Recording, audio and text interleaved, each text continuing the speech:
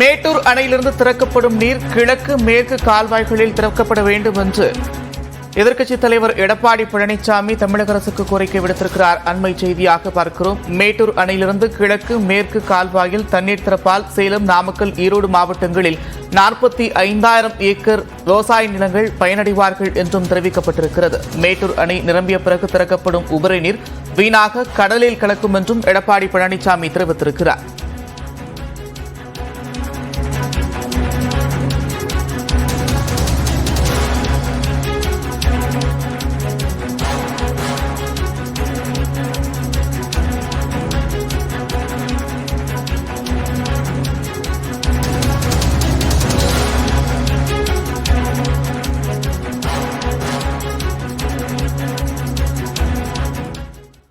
உத்தரப்பிரதேசத்தில் காலணி தைக்கும் தொழிலாளியை சந்தித்து பேசிய மக்களவை எதிர்க்கட்சித் தலைவர் ராகுல் காந்தி அந்த தொழிலாளியின் வாழ்வாதாரத்துக்கு உதவும் வகையில் அடுத்த நாளே காலணி தைக்கும் இயந்திரத்தை வாங்கி கொடுத்திருக்கிறார்.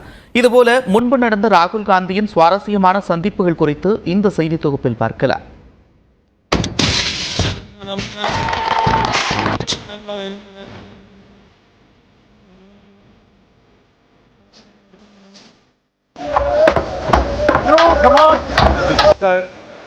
अभी क्या सिचुएशन है?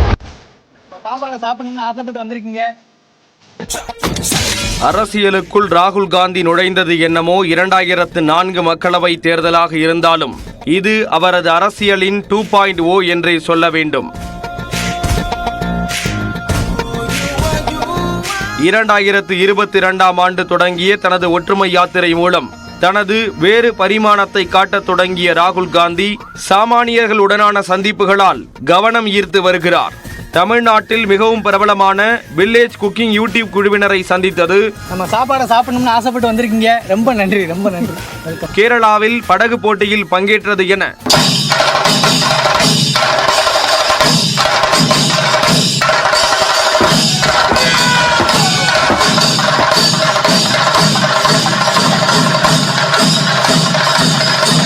ஜாலியாக ஒரு பக்கம் சந்திப்புகள் நடந்தாலும் மற்றொரு பக்கம் உழைக்கும் வர்க்கத்தின் பிரச்சனைகளையும் கேட்டறிந்து வருகிறார். அந்த வகையில் சிறு குறு தொழில்களில் பணியாற்றுவோருக்கு உள்ள சவால்கள் குறித்து அறிய உதகையில் உள்ள சாக்லேட் தயாரிப்பாளர்களை சந்தித்தும் பேசியிருந்தார். 18%, the highest percentage. So that's a problem in the whole country. Notice after notice after notice. Well, our thing is that GST should just. ஹரியானாவில் விவசாயிகளுடன் களத்தில் இறங்கி விவசாயம் செய்த ராகுல் காந்தி பைக் மெக்கானிக் ஷெட்டிற்கு சென்று கையில் கிரீஸ்கள் ஒட்ட பணியாற்றினார்.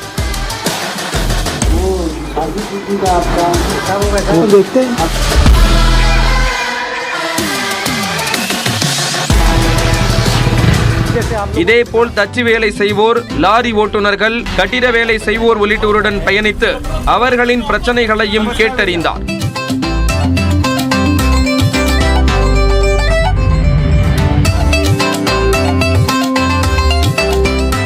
ராய்பரேலியில் ராகுல் காந்தி சவரம் செய்த முடிதிருத்தும் கடை பின்னர் மிக பிரபலமடைந்தது. सारी स्टाइल काटते हो? जी जी सर, आजकल यही सब चल रही है. और यहाँ पे आके कहते हैं मुझे ऐसा चाहिए. हाँ ऐसा है. और आपके बाल कौन काटता है? हमारे जो काम करते हैं साथ. அந்த வரிசையில் சில நாட்களுக்கு முன்பு உத்தரப்பிரதேச மாநிலம் சுல்தான்பூரிலிருந்து லக்னோவுக்கு திரும்பும் போது காலணி தைக்கும் தொழிலாளியை சந்தித்தார். விதாயக் என்ற இடத்தில் சாலை ஓரம் சிறிய காலணி கடை வைத்திருந்த ராம்சேட் என்பவரை சந்தித்த ராகுல் காந்தி தனது தொழிலில் எதிர்கொண்டு வரும் சவால்கள் குறித்து கேட்டறிந்தார். குளிர்பானம் கொடுத்து ராகுல் காந்தியை அந்த முதியவர் வரவேற்ற காட்சிகளும் வெளியாகியிருந்தன. குரேபர் என்ற இடத்திற்கு சென்று காலணிகளை தைத்து எடுத்து வந்து விற்பதாகவும் இதனால் ஒவ்வொரு நாளும் 1 முதல் 2 ஜோடி காலணிகளையே தைக்க முடிவதாகவும் ராம்சேட் கூறியிருந்த நிலையில் அதற்கு அடுத்த நாளே காலணி தைக்கும் எந்திரத்தை ராகுல் காந்தி வாங்கி கொடுத்துள்ளார். இனி நாள் ஒன்றுக்கு இந்த எந்திரம் மூலம் 8 முதல் 10 ஜோடி காலணிகளை உருவாக்க முடியும் என்று ராம்சேட் உணர்ச்சி பெருக்கோடு தெரிவித்ததாக தனது எக்ஸ் பக்கத்தில் குறிப்பிட்டுள்ளது உத்தரப்பிரதேச காங்கிரஸ்.